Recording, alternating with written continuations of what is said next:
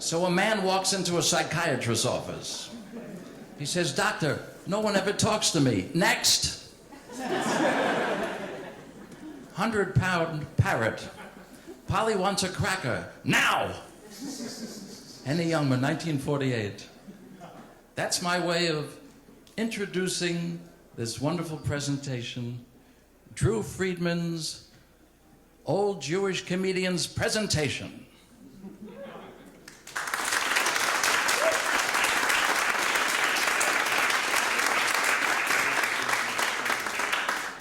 My name is Michael Townsend Wright. That's a long name for a short actor. My name is longer than my line of fans. But I was very honored to be asked to introduce these two dear friends of mine who also happen to be icons. This gentleman over here is a broadcasting legend. We all remember his TV show, Memory Lane. We remember that show forever. And it's interesting because a young teenager had his first radio show in 1944 in Manhattan, and it was called Echoes of Vaudeville. And so this year is a very special year, the 70th anniversary of his being on radio. And TV. And TV.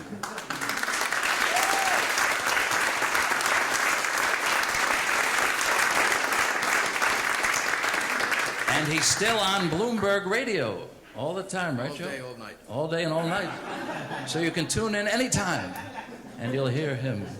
Ladies and gentlemen, the one, the only king of nostalgia, Joe Franklin.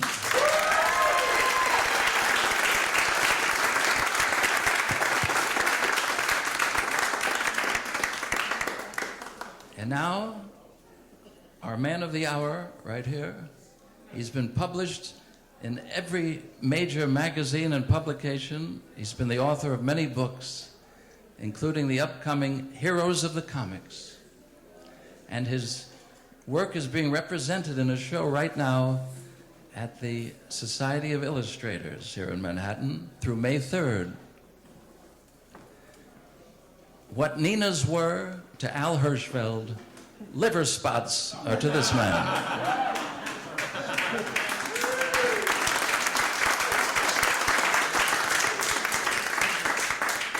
He's done more for old Jewish comedians than Grecian formula. Ladies and gentlemen, I present the finest illustrator of our time, Drew Friedman.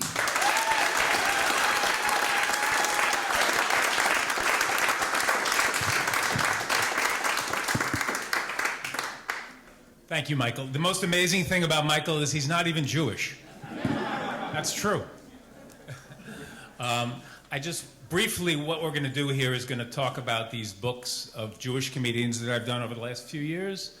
And we're going to show images from the books, the evolution of the books, and then the aftermath of the books. And we're going to have Joe comment on all the comedians that we're going to be showing. Because Joe knew most of them. Most of them were on his show. Joe was friends with them, still is. So we're going to get his commentary throughout. This is the image for the show that's currently at the Society of Illustrators till May 3rd. That's Jack Benny, of course. Benjamin Kowalski. These books, the only text in these books are the real Jewish name and the show business name. Most of them changed their names, obviously, to get work outside of New York and the Catskills. So, again, this is the banner for the show. And then I'm going to talk a little bit about the book. I'm going to talk about the books, and then I'm going to talk a little bit about my upcoming book, and I'm going to show some images from that, Heroes of the Comics, which that book comes out in early July. And then we're going to do a little speed reminiscing with Joe. I'm going to mention some comedy legends' names, and we'll just get Joe's initial reaction to that. And then we'll do a Q&A after that. So why don't we show the first image? People ask, why Jewish comedians? Why did I choose to do a book on Jewish comedians? Well, obviously I like drawing old Jews. This is obviously Ed Koch, the former mayor, who this piece was in the New Yorker last year in early in the year.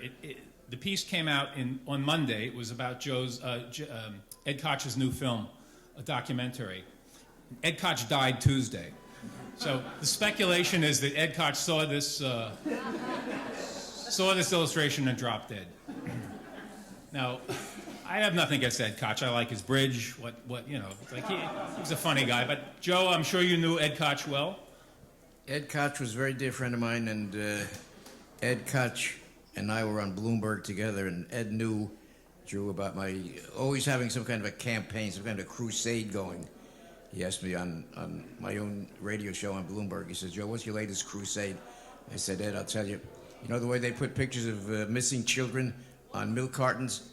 I'm crusading now to put missing transvestites on Half and Half.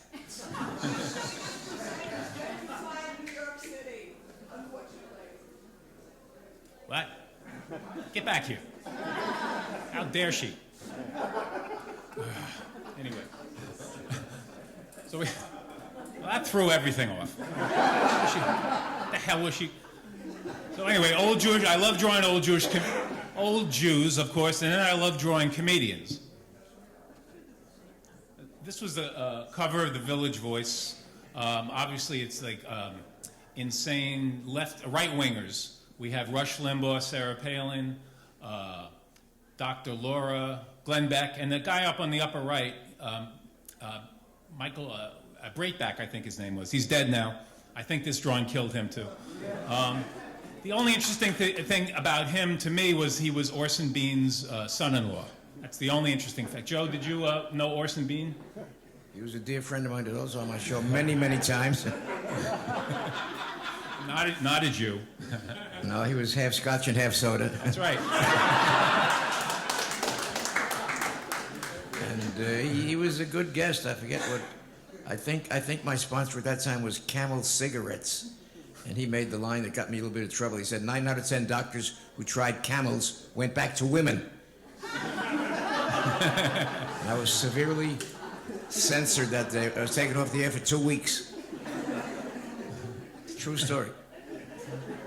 So we got old Jews and we got comedians, and that led to this book. And here's the cover of the first book. That's Uncle Milty.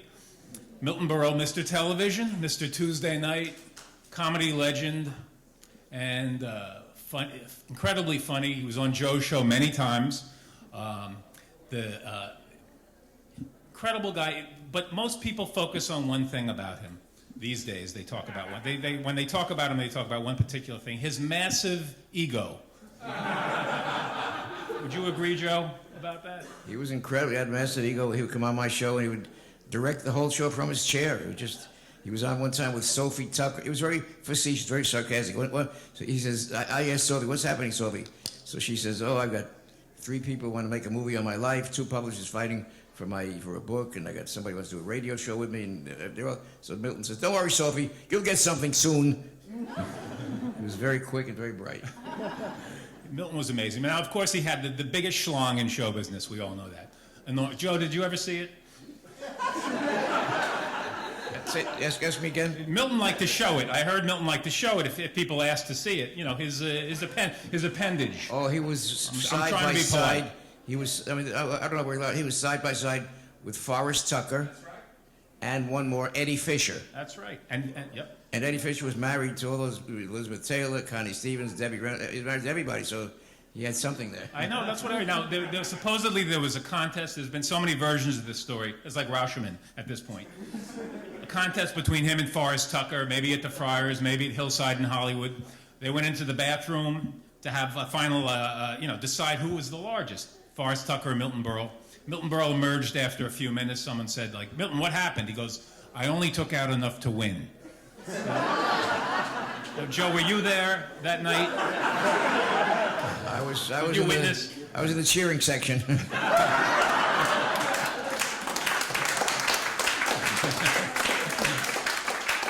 I'll tell you one more fast. One time, I was at the Waldorf Astoria one night to see Tony Bennett. I walked into the men's room, and I see Milton Berle coming out of the men's room, and the side of his pants were a little bit wet. I said, Milton, are you aware of the fact that the side of the pants are a little bit wet? He said, yeah, it happens to me a lot.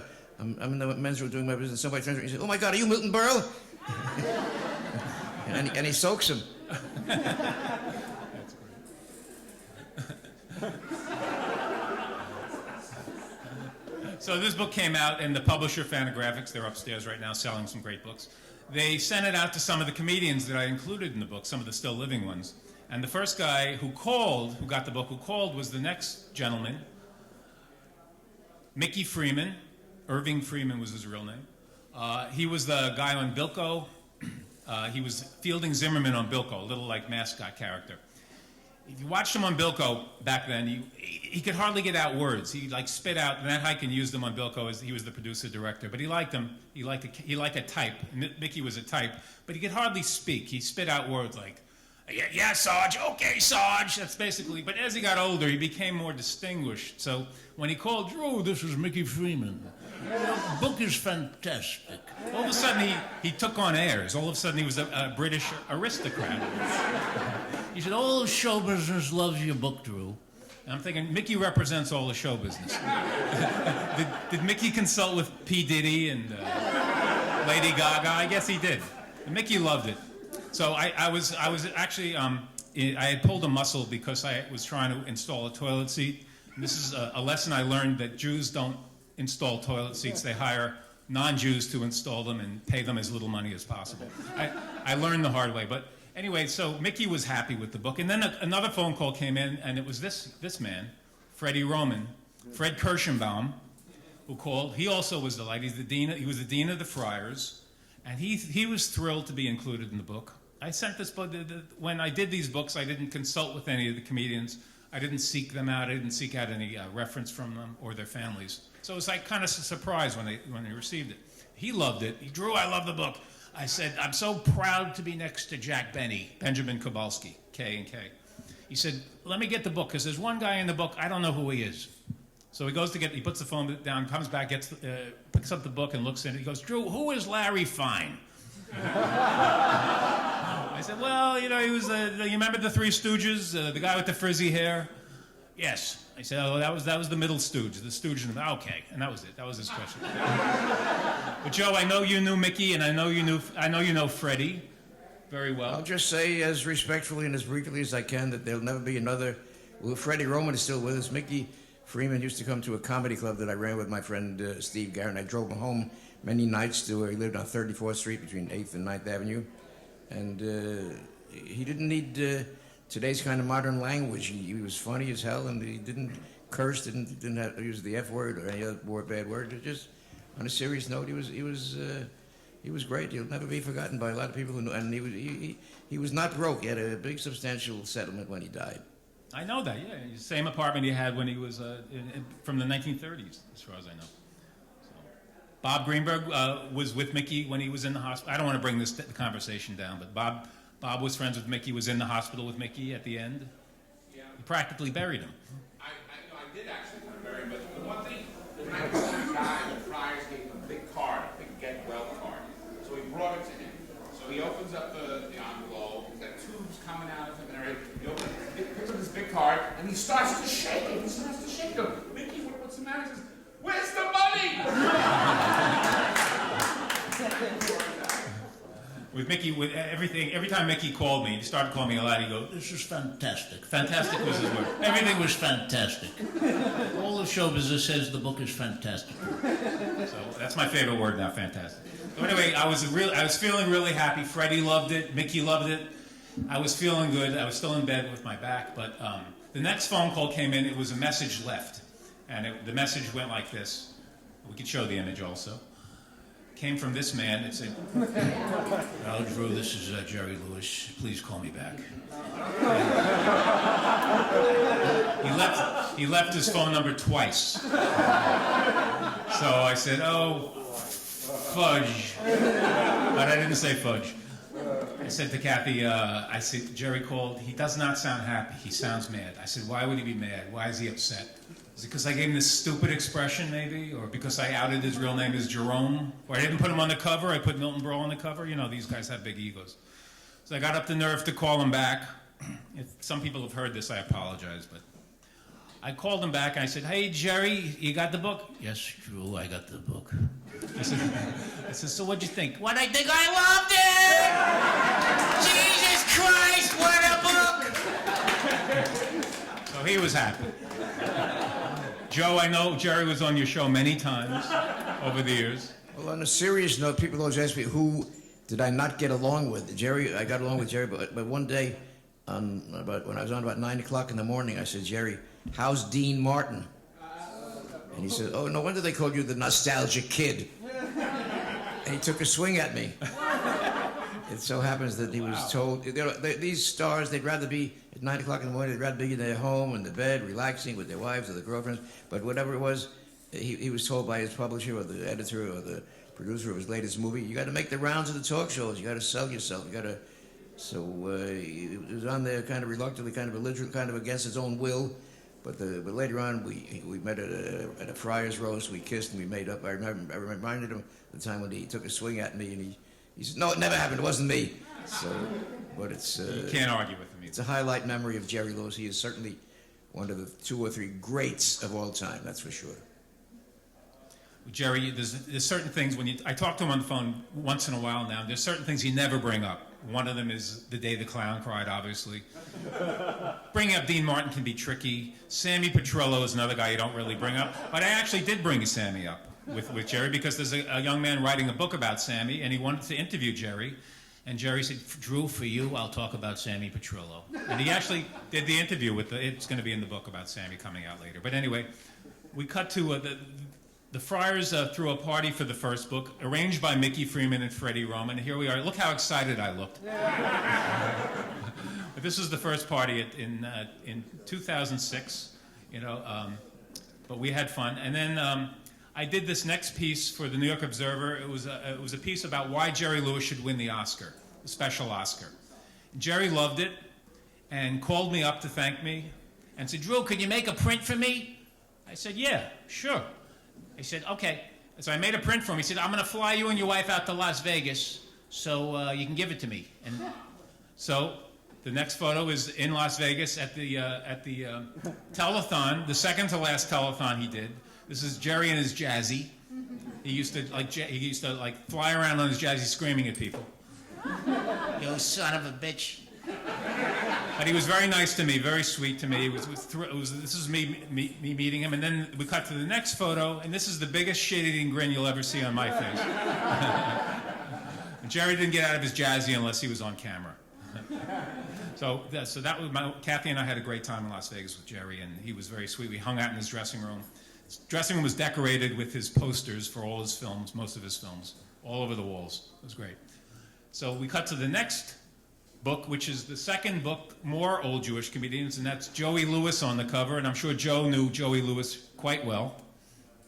Joey Lewis was kind of a drinker, and I knew his manager, and one time he was appearing at the Copa, and he did not show up for the first or second show, and they were going wild to find him. They finally found him at the Hotel Plaza, so we were having a drink at about 2 o'clock in the morning, and the time for the last show, they says, Joe, you're on. He says, really, how am I doing?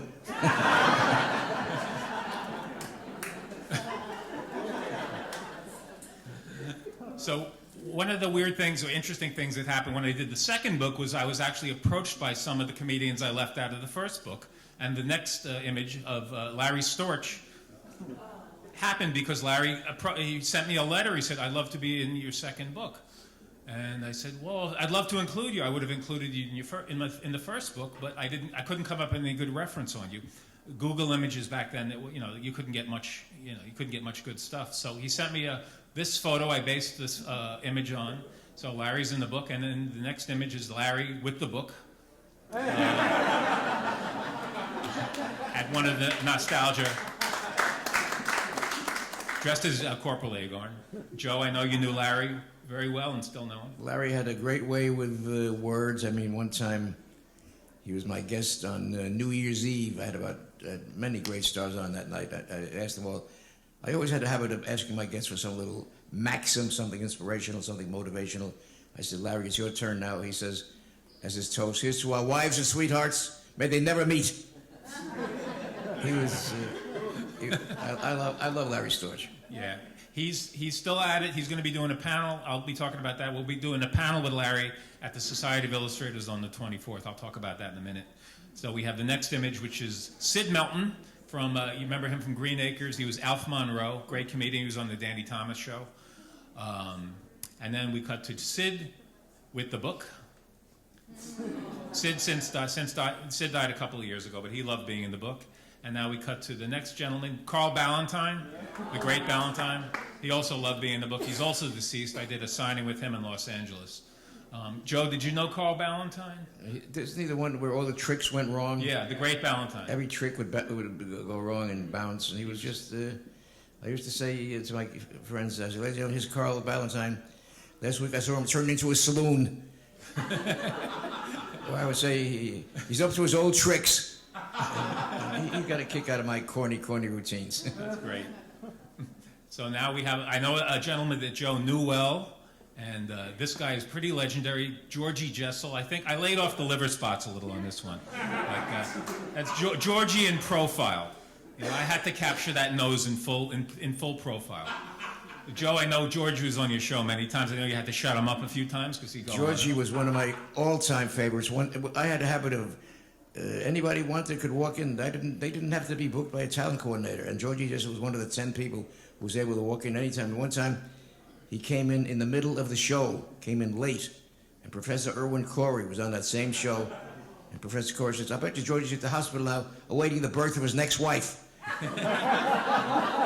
He was engaged to Rita Hayworth at one time. Do you remember? Everybody. He was engaged to everybody. Right. You know, I heard he was Georgie a made lech. his entire living, I might as well tell you, doing eulogies. He would always do the exact same speech. He made his living.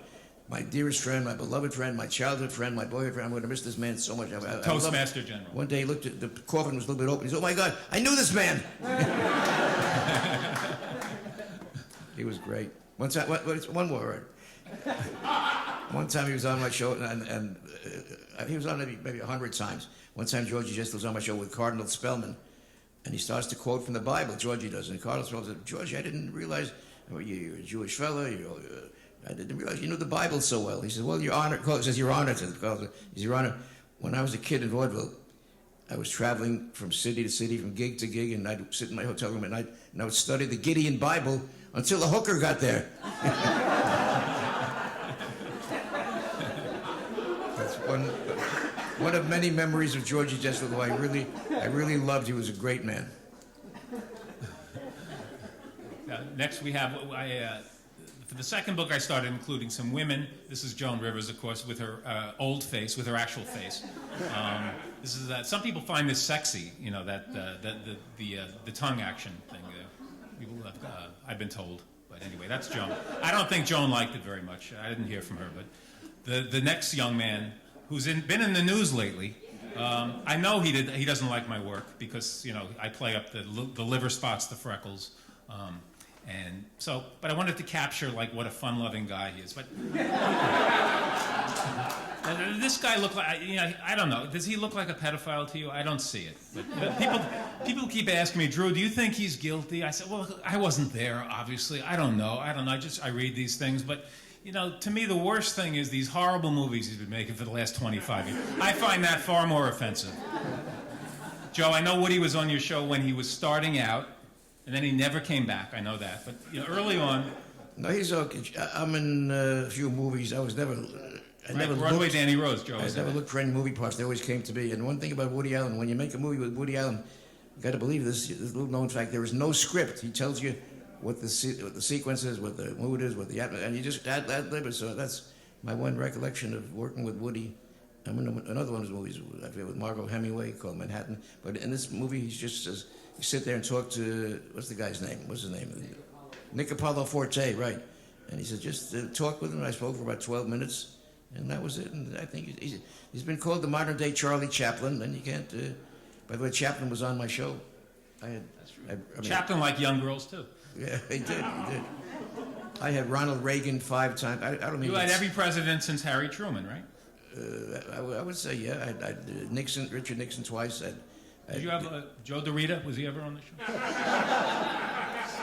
I had Schwerl Pincus. No,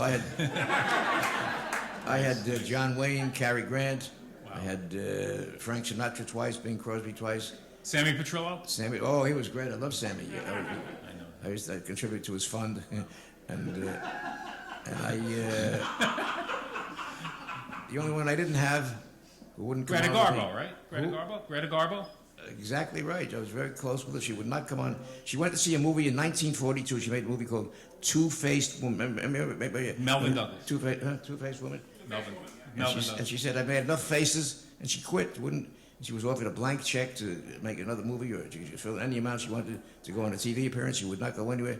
I guess she wanted to be alone, as they say, and she died, and I was very close with her. We used to go to Greta Garbo film retrospectives together, but she just wouldn't appear. But that's why my one sadness, she wouldn't come on with me, but I've had fond memories of it. I used to play her soundtracks on the radio show, the Memory Lane show, all night on WOR, and I got a phone call one night from her boyfriend, I guess, Gaylord Hauser. She said, Miss Garbo was listening and sobbing and weeping, and thank you for playing that soundtrack, Joe. So that's my one memory of the one guest I wanted but could not obtain. That's it. It's too late now, right? She Too died. late. That's it. Oh well. So now we have the third book I did was even more old Jewish community. This is it. This is the last one. I'm done with the Jews. I'm sick of them. This is Stewie Stone on the cover. Boy, do I know how to sell a book. You put Stewie Stone's mug on a cover, you guaranteed big sales. Anyway, Stewie's a wonderful guy. He's a comedian. He's still working. He's at the Friars all the time. Joe knows him well, right? Stewie Stone asked me once what I thought of Billy Crystal's impersonation of me. Billy Crystal did a takeoff on me for 4 years in a row on Saturday Night Live. So I said, Stu, when I first saw Billy doing me, I said, Billy, one of us is lousy. So at least he fed me a good question. I think I gave him a good answer. Perfect. So now we cut to the third Friars party for the book. Stewie Stone was actually the host, and I met him and I said, you know, you're kind of cute. He said, yeah, you made me look like an old fuck. I said, I apologize, but I'll draw you again. He was upset about it, but he had a good sense of humor. And now we have this next man was Eddie Lawrence, who was also an artist, an abstract artist. I drew him with he was the old philosopher, Eddie Lawrence. He just died earlier this week, and he was great. He's hello, Bunky. How you feeling, Bunky? He was that guy. But anyway, he came to the third party, did a great monologue. We'll show the next. And here he is, and he actually wrote new material. He referenced Queen Latifah and Puff Daddy. So he was kept up with the times. But he was great, and he brought the crowd. He brought the crowd to his feet. Funny guy. And this next young man is Abe Vigoda, of course, from the third book. Not necessarily a comedian, but a comedic actor. I said to Abe when I met him the first time, I said, most people think you were Italian because of that little movie you were in. He said, they do? But Joe, I know Abe is a good friend of yours. Abe is a very different. He was on one time with Hal Linden. He was on the what was the name of the Barney Miller show, right? And we were just we had a whole 90 minutes telling jokes. I reminded Abe when I met him at your last convention, Drew, and he says about this kid. He says he can't get a date. So the friend says, "Why can't you get a date?" He says, "I don't know. I can't get a date. Just can't get a date." So he said, "Well, when the girl asks you what do you do for a living, what do you say?" He says, "I tell the truth. I work in a grocery store." He says, "You can't say that. You got to say something impressive. Next time you or the girl tell you you're a doctor, a lawyer, a dentist, say something." So that night he meets a girl at the bar. She says, "What do you do for a living, sir?" He says, "I'm a lawyer." So within a half an hour, they're in her house making mad love. He starts to they laughs like a hyena. She says, "What are you laughing about?" He says, "I've only been a lawyer half an hour. I'm already screwing people." So Abe was a very, he seems so serious, but he loves to tell those kind of jokes. So next we have, this is Groucho, old Groucho, with his Captain Spaulding hat. I actually met Groucho in the mid-'70s when I was 15. My dad has interesting taste in women. He was actually friends with Erin Fleming, the crackpot who used to live with Groucho's concubine at the time.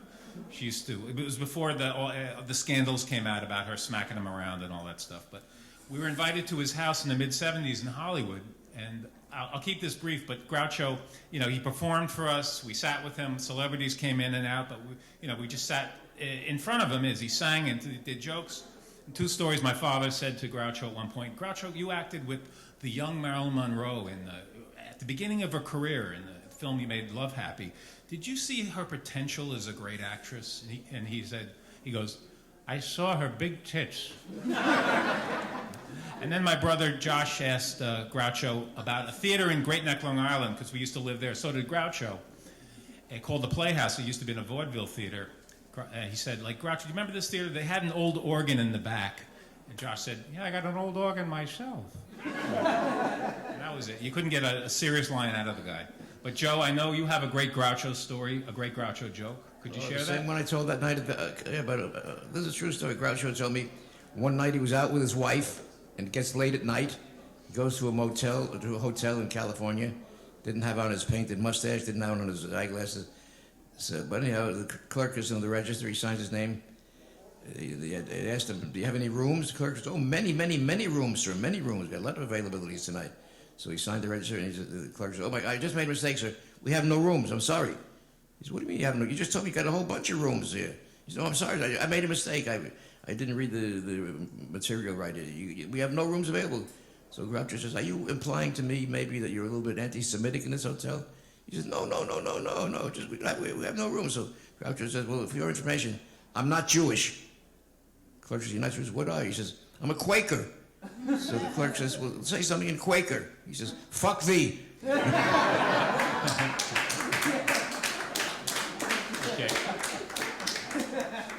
Yep. So here's the three older Marx Brothers that I created for an upcoming DVD from Shout Factory about the Marx Brothers on television, a collection of all their later appearances together and solo. And we use this image for the poster for the show that's currently at the Society of Illustrators, which is all my artwork from these books, plus ephemera from my collection. And here's a sampling of the ephemera. Books, comic books, magazines, records. Over 150 pieces can be seen up at the Society, so get your asses up there.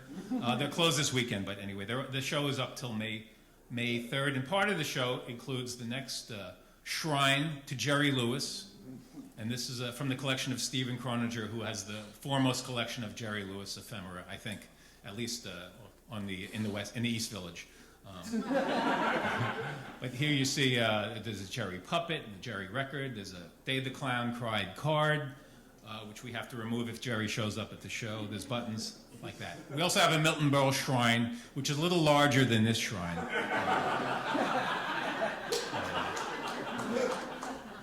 So now we cut to the next. This is from the opening party from a few weeks ago. Here we have me with two young comedians, Gilbert Gottfried and Joe Franklin. And over Joe's shoulder is Al Jaffe. So there were a lot of legends in the audience in the midst that night. That was a lot of fun, right, Joe? It was a great night. I'll never forget it. What night were we talking about? People were thrilled to meet Joe. Joe told his Groucho joke. He said, "Drew, can I say the word fuck?" I said, "Joe, this crowd expects it." So he told that joke. And that's one of the younger comedians arrived that night. Robert Klein was present. And here he is posing with his drawing. First, he was upset. He said, "How come my drawing's downstairs? Because the show is 2 flights." I go, "Look, in deference to the older comedians who are upstairs, you're downstairs. You're a younger guy." So he was okay with that. And then he wondered why there was a brick wall behind him in the drawing. He said, "That's for an opening act." I said, "Well, look, it's just a comedy club background.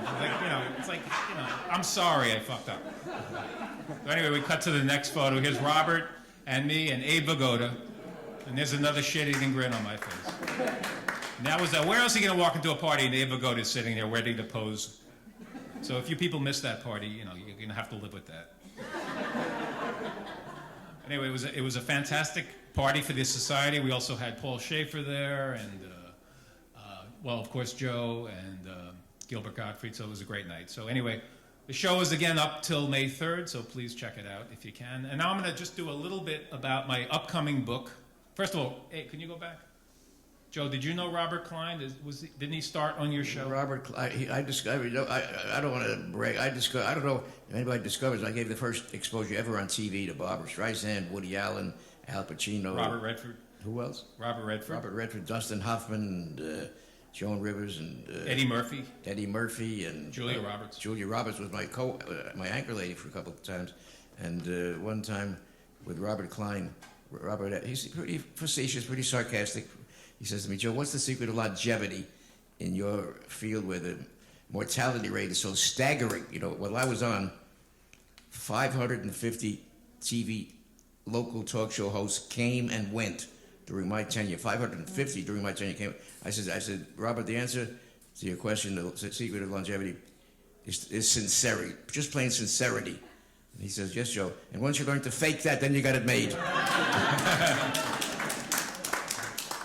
Stanley Siegel never learned that. No. It's very sad. All right, I'm just going to do a little preview of my upcoming book, and this is the cover, Heroes of the Comics. This will be out in late June, early July. That's Jack Kirby on the cover, the creator of Captain America, co-creator of Captain America, Fantastic Four, all those Marvel comics that you know. And this is a more somber Jack Kirby on the cover. This is not an idealized depiction. Well, we'll get to him next, but this is not. This is just like I wanted to portray these guys as they were in their cardigan sweaters and show the years of dedication etched in their faces, things like that. So anyway, this is the cover. Al Jaffe did the forward, and now this is one of the images in the book. This is Stan Lee. I don't know what the hell that is on his head. They tell me it's transplants. Used to be, he used to wear a toupee. I remember him from when I was a kid because he worked in the same office as my dad at Magazine Management Company. And they were just separated by a partition for 10 years. So I knew him when I was a kid and when he was actually going bald, But anyway, this is, Stan is 91 now. Was Stan ever on your show, Joe? Is he alive? Yeah. He was on, yeah. Is that a toupee? I think they're transplants. That's what they told me. But I've got he's memories. He's 91. I remember I was watching Ed Sullivan's show twice when the guest took a bow and his hairpiece fell into his face. One was Ted Lewis, the famous band leader, and one was the famous comedian Frank Fay. Now, Frank Fay, I don't know, these things come from left. Frank Fay was married to Barbara Stanwyck when she was nothing and he was a big, big star. Later on, it reversed. Later on, she became gigantic, and he was nothing. So one day he walks into a restaurant, Frank Fay does, years later, when he was nothing, he sees his ex-wife, who was then probably the biggest star in Hollywood, and he sees her having dinner with 4 people, and she snubs him. She actually snubs Frank Fay, and he yells out, I wouldn't snub me if I were. Last time you and I were in bed together, you gave me a standing ovation. And it was a little bit embarrassing for Barbara Stanwyck to hear that. So next we have Bill Finger. He's the guy who actually created Batman. Even though somebody else got all the credit, but I have this book will also have biographies. So I basically give him. Over the last few years, it's become more known that Bill Finger created or wrote the early Batman and created the character, enhanced the character, basing it on Conrad Veidt. Joe, did you know Conrad Veidt? Was he ever on the show? In a previous lifetime, yes. He died kind of young in 1940 or 41, after Casablanca, actually. I think that was his last film. But anyway, After he saw his last film, he died, right? That's right. But Bill Finger based the Joker with Jerry Robinson on Conrad Veidt in Man Who Laughs. So this is the image. And now we have, the next image is this guy, his name is Dick Briefer, and you might know him as the guy who did Frankenstein comic books for years, which was kind of fascinating, because at first the Frankenstein comics he did were, the monster was a menacing, horrible monster that tore people apart. Then he became a friendly monster after the war. He became like a friend to the children in the neighborhood. It was very, very strange. And then he went back into becoming a horrible, frightening monster again. So I don't know what he was thinking, but anyway, this is...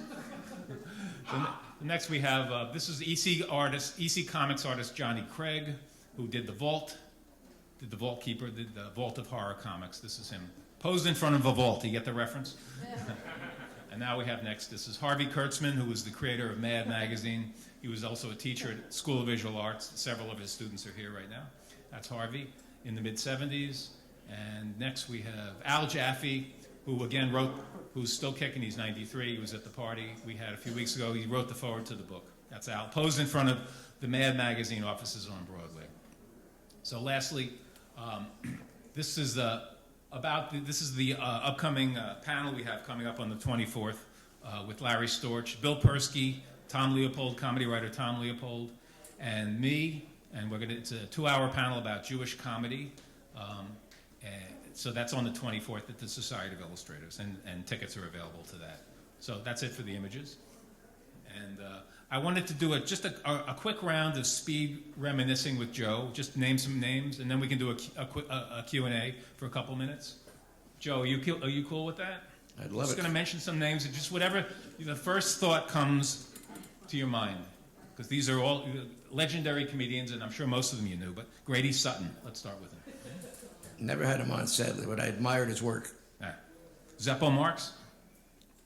I don't know about that. I had on my, if anybody's home tonight at 7 o'clock or at 1 o'clock in the morning, I'm interviewing this week Harpo Marx's son, Bill Marx. Right, he's in town for the Marx Brothers Festival. He wrote a book called Harpo Marx, no, Son of Harpo Speaks. Right. It's a funny book. Did you ever meet Barbara Marx, Zeppo's wife? Yeah. She went from Zeppo to Frank Sinatra. Yeah. I had her on my show once. I forget what the occasion was, but I know she made a joke. I know I had a commercial that time for Stop and Shop. I said the Stop and Shop is merging with A&P. You're going to call it Stop and P. And she was very, very embarrassed, so I said I better watch my language after that. Menashe Skolnick? He was a good friend of a friend of mine named Mike Burstein, who was very much active, and his father, Pesach Burstein. They were in the only show ever on Broadway was completely spoken in Yiddish. The show was called The Megillah. It's a little known fact, but I didn't mean to get sidetracked. I'm sorry. And Parker Carcass? Well, as everybody knows, he died giving a speech at the Friars Club one time. He died right there at the podium, and he was just brilliant. He goes back to the days when they didn't need cursing to be popular. You know who his son is, of course. Albert Brooks. Right. Parker Carcass's real name, Harry Einstein. That's and right. His joke was he named his son Albert. And we have Shemp Howard. Did you ever meet Shemp? I probably the all the Three Stooges and the side those who replaced some of the Stooges and they were just great. There's nothing I can say except that they got me some of my highest ratings. The Three Stooges and Shemp Howard. And Sammy Petrillo, I know he was on your show. Sammy was on one time with a man. I got to say, with a man named Jesse Block. Ever heard of a team called Block and Sully? Sure. Let me tell you, Jesse. The Block and Sully were like Burns and Allen, a comedy team. And they broke up. They stayed married. They just quit show business. So Jesse Block becomes a stockbroker. Goes out to California, to the Hillcrest Country Club. He sees all his clients on the veranda. He sees Eddie Cantor, Al Jolson, Rudy Valley, Kate Smith. But there was one lady who was not his client. He got so excited. It was Fanny Bryce. Remember the name Fanny Bryce?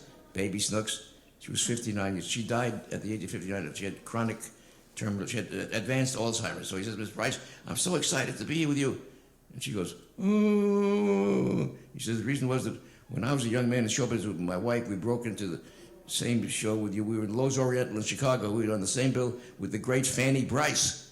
She goes, ooh. He said, we were so excited. We were just two young kids, and to be on the same bill with the superstar Fanny Bryce was so exciting for us. She said, ooh. And he says, we were just two kids. We were making $75 a week. You were making $7,500. She said, no, $10,000. True story. Belle Barth? Belle, what year did she die about? Probably about 40 years ago, I'd say. Yeah, she was on my show. She ran a club called the Barth Room. She was very. I told her, you know, I've written 23 books, by the way. My last book was Up Late with Joe Franklin. So I happened to mention that one of my previous books sold 75,000 copies. And she said, yeah, I bet they're all in your house. So she was quick. That's good. I wanted to, Buster Keaton. I know he was on your show. He was my very first guest. He was a poker face. He was just, I mean, there was no, sadly, I've got a contract. No, Harold Lloyd was a multimillionaire. Charlie Chaplin, multimillionaire.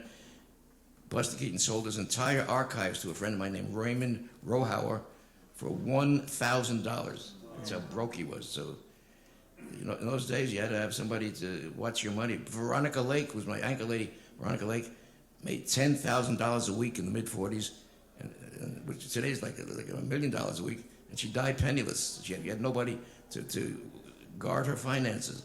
And the second one along those lines was Betty Hutton. Betty Hutton made $10,000 a week. She died broken in a nursing home, cooking for the nuns. So the question is, have good guidance and get a good financial advisor. Al Kelly. Great double talker. He was on many times with Joey Adams, and they would do Sonny Boy, and he was a very funny man, great man. You know, Bob Greenberg's uncle was Al Kelly. Al Kalish, right?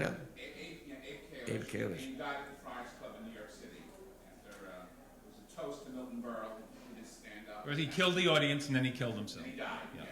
Killed and he died. He died Al Kelly was one of the greats. Made some funny albums with Joey Adams. I play him on the radio once in a while. He was funny. I was going to ask you about Joey Adams next. I knew Joey when his name was Joey Abrams. Before he was married to Cindy, right? Before he married Cindy, right? And he was. I mean, I don't know. The only time I really got in trouble. Can I tell one? Yes. Make it filthy. I don't want to offend. This is not my joke. It's about these 3 men to be electrocuted. So the execution is this is Joey Adams, not me. Joey Adams says the execution says, anything you want to say before you die? He said, nothing I want to say. So he sits down. He pulls the switch. No Jewish doesn't die. He said, I'm going to pull it one more time.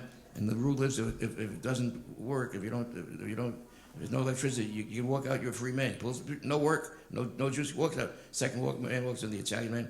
He says, anything you want to say before you die? He says, no. He says, all right. He pulls the switch. Nothing happens. Do it one more time. If it doesn't work, you're a free man. He pulls down the switch.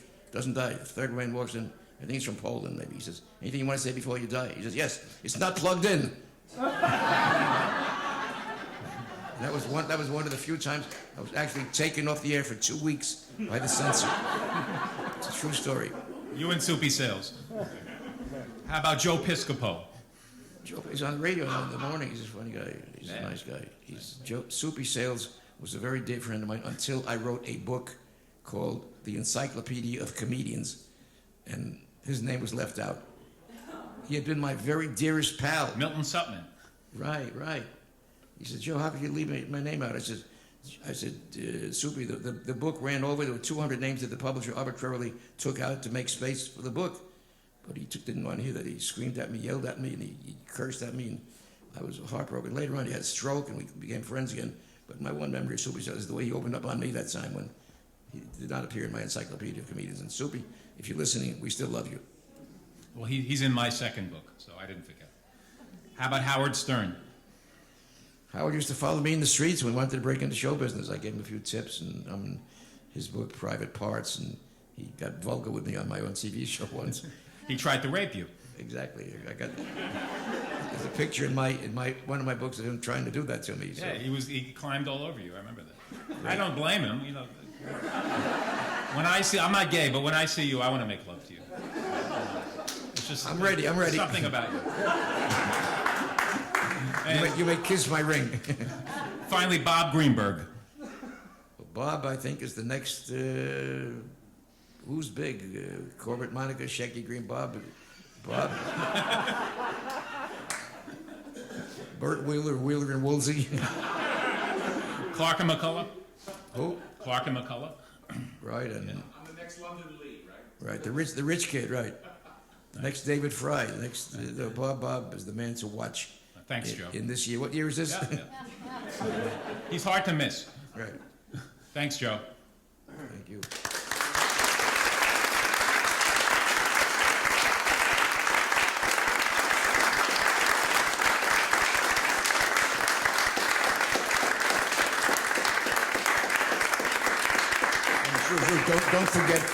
Don't forget one more of my favorites, Myron Cohen. He was great. He didn't have to change his name. One of the few guys who didn't change his name. Right. Him, Menashe Skolnick, and Carl Reiner. All their real names. Do you guys want to ask some questions of Joe, or me, or this young man?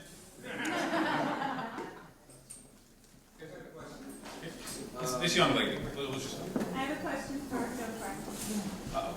I did the research for your books, and I found out all the real names of the comedians. Is Joe Franklin your real name? My real name is Joseph Franklin.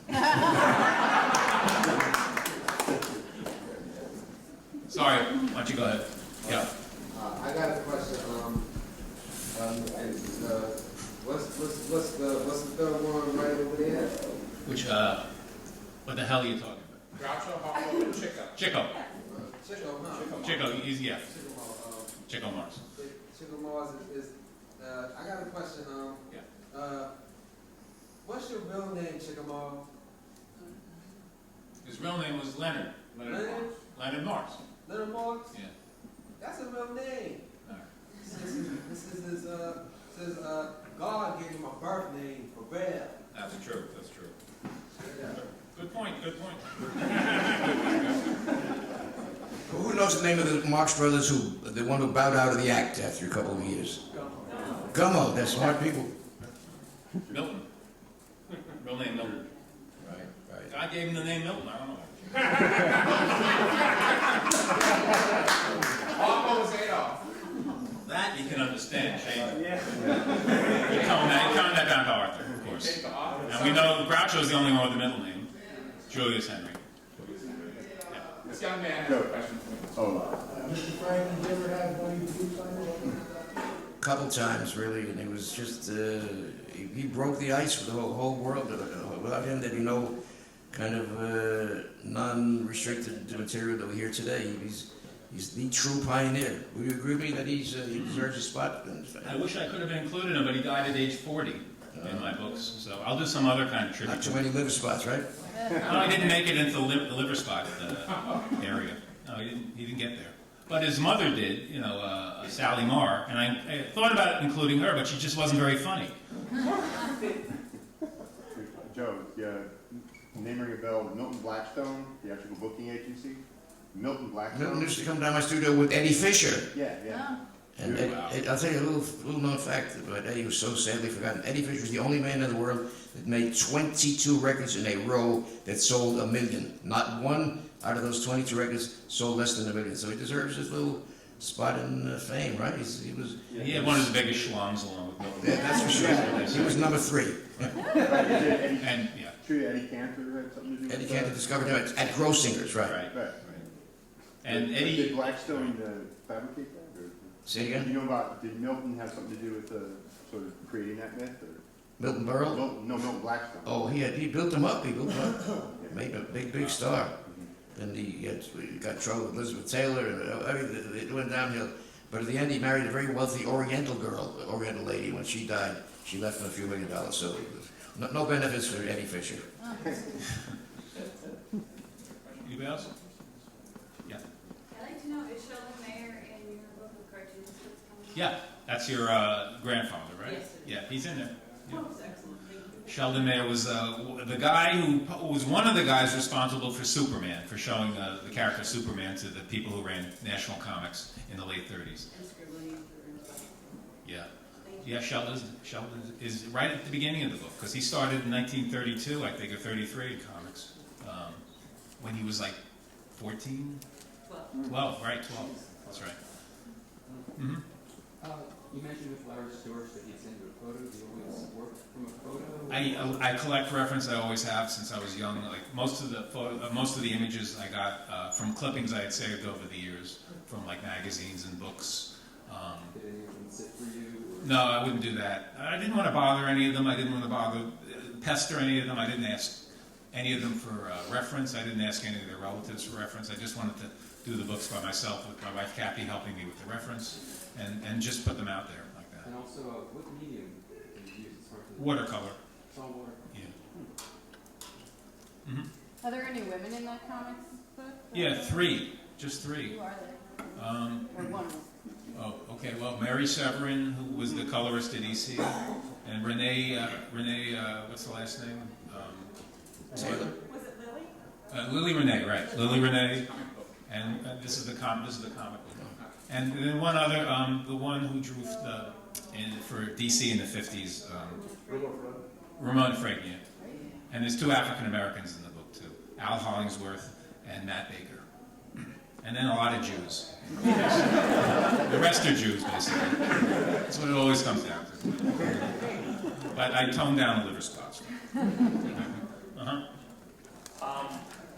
Maybe you don't want to reveal this, but I'm curious to get your process from beginning, from conception.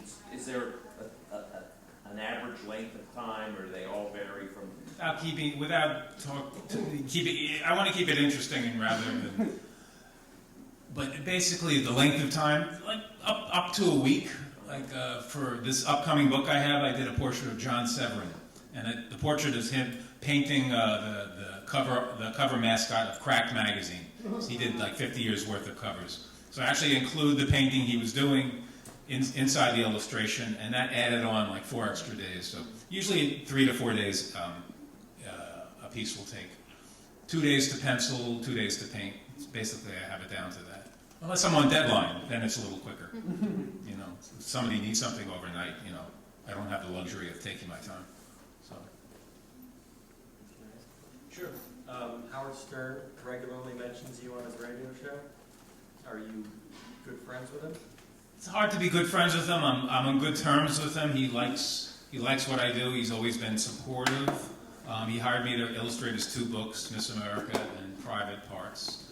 And we have we email each other, but we don't hang out. I've met him once, but we basically email, and he's just very supportive. That's basically it. Joe, you miss doing a TV show? Oh, I got great memories. I got so many things I could have. One time, it was Joan Rivers says to me, she got some bad news today. She says a friend of hers got in trouble having sex with his patients. And not only is he a friend, he was a relative. He said, "I'm so upset because he's one of the best veterinarians I know." One of the few times. And Joe, my friend Paul in the audience said you should take over for David Letterman.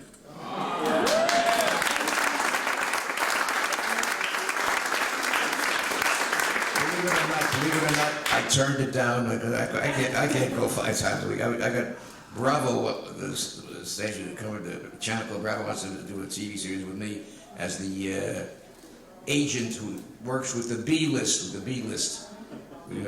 On my show, even though I had every superstar ever invented, most people tell me they love the days when I had on the old time stars, gave them their last little glow in the spotlight, so to speak. So they like that kind of sentiment. One time, I mentioned, what's his name, Myron Cohen. He goes back to the days when the Dead Sea was only sick. He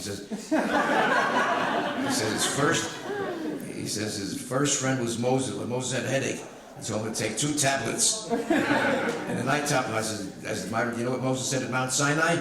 He says, what? Moses said, this would be a great spot for a hospital. If you take over that show, they'll change the name of the theater from Ed Sullivan to Joe Franklin. Consider that. That won't happen. I'm a little too old. I'll be 39. I would have been 40, but I was sick for 1 year, so I'm only 39. Anybody else? One more? Okay. Joe, you had on Joey Ramone and Irving Caesar.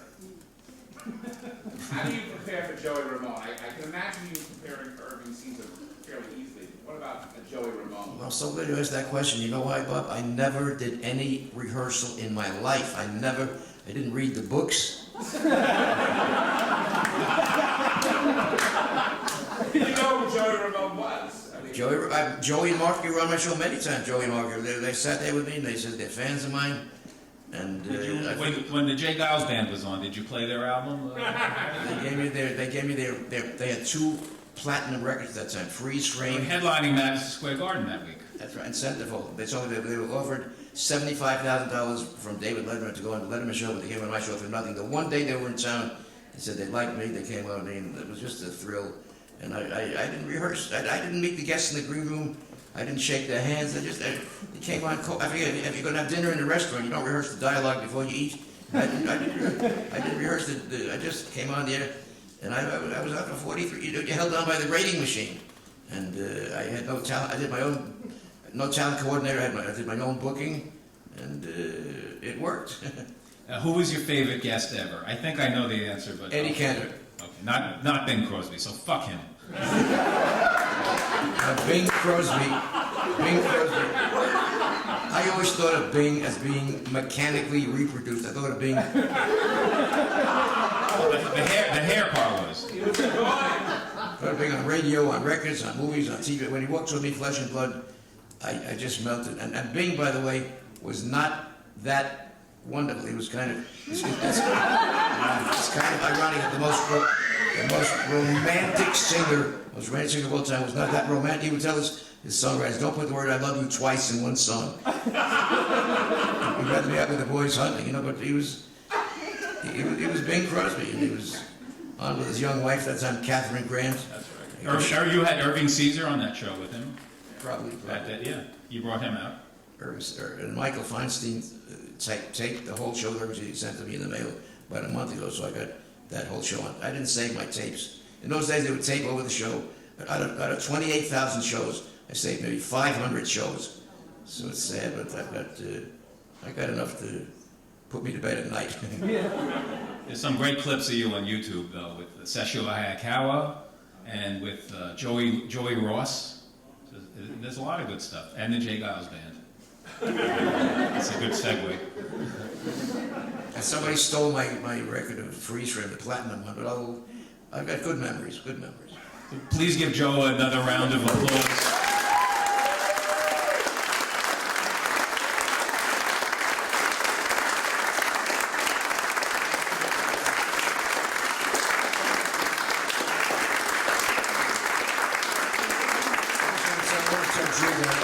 I gave up a couple of big jobs today, to be a $2 job and a $4 job. But to be Drew, I think, is a genius illustrator and artist. And I want to say what a privilege it's been.